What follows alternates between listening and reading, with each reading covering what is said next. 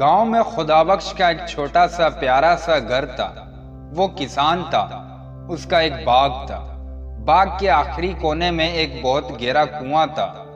بیچارہ کسان پانی اوپر کھینچتا اور پھر اس کو باغ کے پودوں میں ڈالتا تھا۔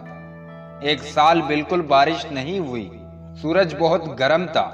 کسان نے اپنے باغ کی طرف دیکھا اور کہا، اگر پانی نہ ملا تو میرے پودے مر جائیں گے۔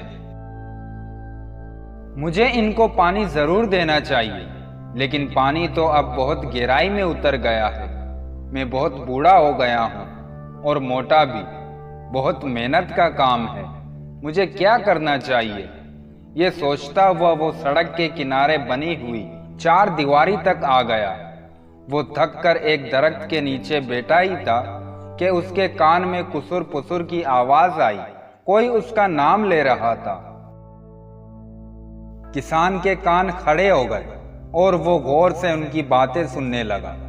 وہ دونوں باغ کی دیوار سے ٹیک لگائے بیٹھے تھے۔ انہوں نے کسان کو نہیں دیکھا تھا۔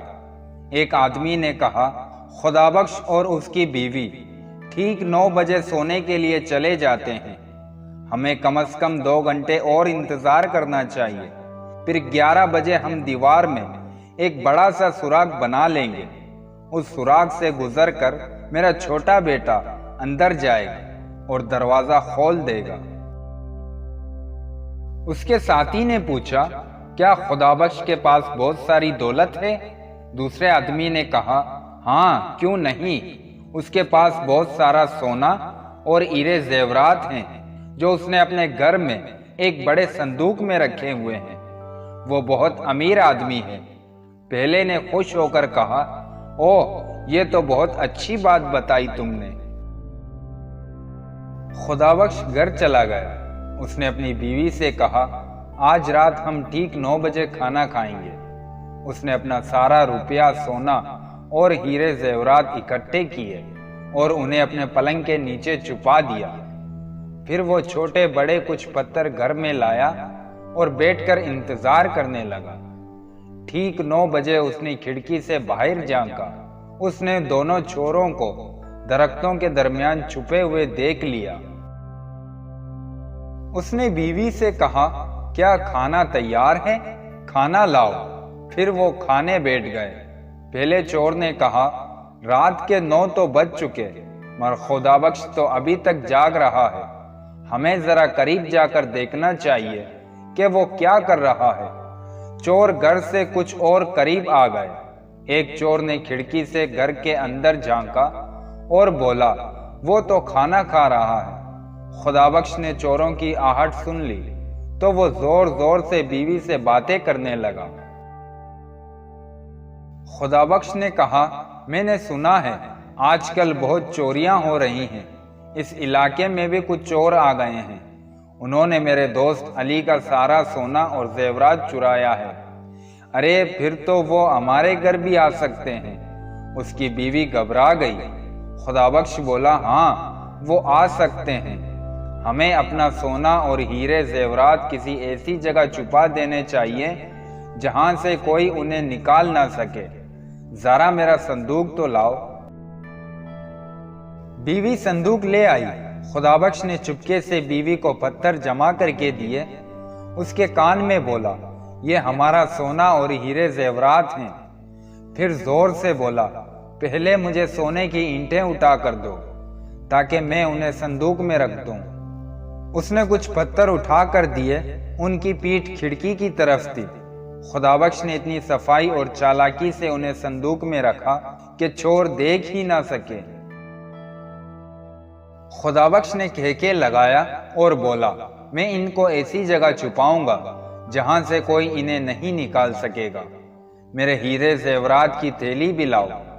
وہ اور پتھر لے آئی۔ اب میں یہ صندوق بند کر رہا ہوں۔ اب ذرا اسے اٹھانے میں میری مدد کرو۔ خدا بخش اور اس کی بیوی نے صندوق اٹھایا اور باہر نکل کر باغ کے کنویں میں ڈال دیا۔ شٹرات کی آواز آئی اور صندوق کنویں کی تہہ میں بیٹھ گیا۔ پھر وہ گھر کے اندر چلے گئے، لالٹین بجھائی اور انتظار کرنے لگے۔ پہلا چور بولا، انہوں نے اپنا سونا اور ہیرے کنویں میں چھپا دیے ہیں۔ اب وہ سونے چلے گئے ہیں اور بہت جلد سو جائیں گے۔ تھوڑی دیر بعد خدابخش نے چپکے سے کھڑکی سے باہر جھانکا تو دیکھا کہ چور کنویں کے پاس کھڑے تھے۔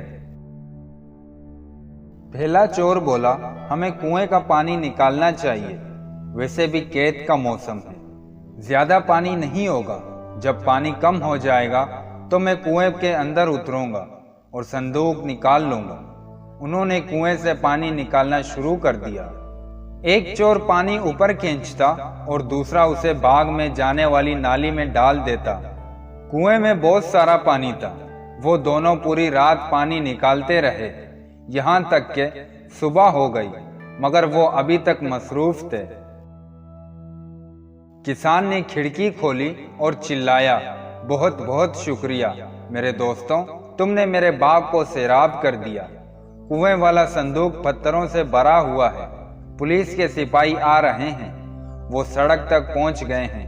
اللہ حافظ میرے دوستوں، تمہارا ایک بار پھر شکریہ۔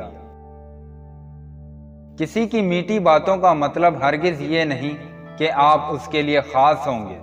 بعض اوقات کبوتر کو کھلانے کے لیے نہیں بلکہ پکڑنے کے لیے بھی دانہ ڈالا جاتا ہے۔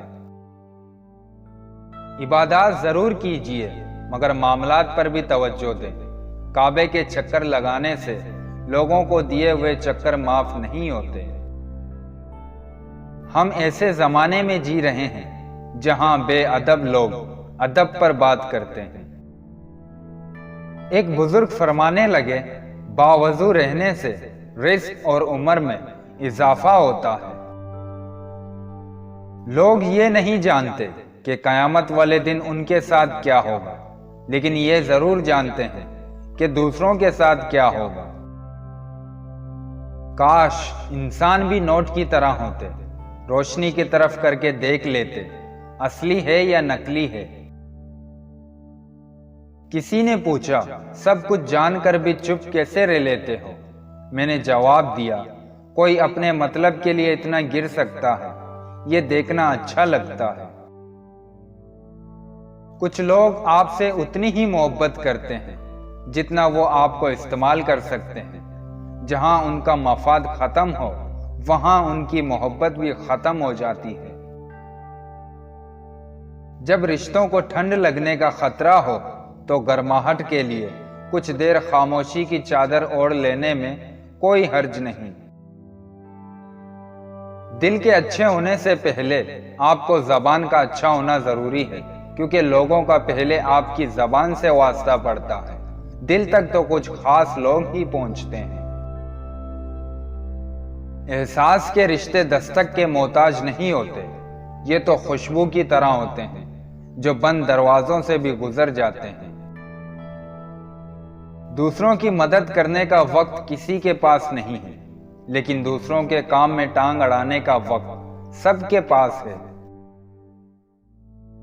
دوسروں کی مدد کرنے کا وقت کسی کے پاس نہیں ہے، لیکن دوسروں کے کام میں ٹانگ اڑانے کا وقت سب کے پاس ہے۔